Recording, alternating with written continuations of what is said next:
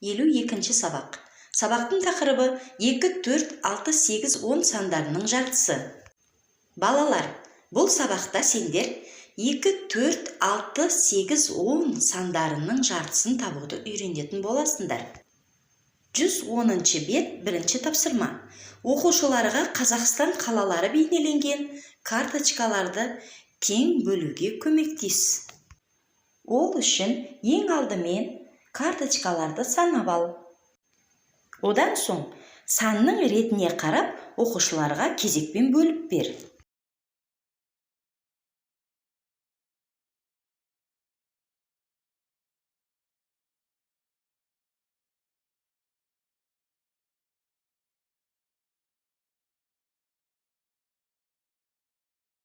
Сендер дәл осылай бөліп бердіңдер деп ойлаймын.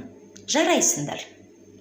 Есіңе сақта, 2, 4, 6, 8, 10 жұп сандар, ал 1, 3, 5, 7, 9 тақ сандар.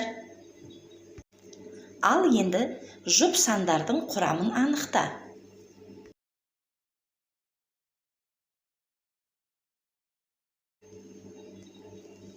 Не байқадың? Я, дұрыс айтасың. Бірдей сандар кездеседі. Екінші тапсырма.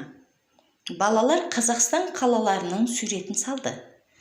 Олар әр түсті бояу құйылған құтыларды қалай теңдей бөліп алады? Көк, жасыл және қызыл құтылардағы бояуларды балаларға теңдей бөліп бер. Дәптеріңе түсті дөңгелектермен белгілесең болады.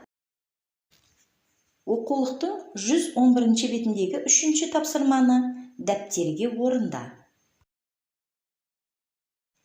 Сен зерттеушісің айдарындағы тапсырманы орында. Суреттерге мұқият қарап, 5 айырмашылықты тап. Бүгінгі сабақта 2, 4, 6, 8, 10 сандарының жартысын табуды үйрендің.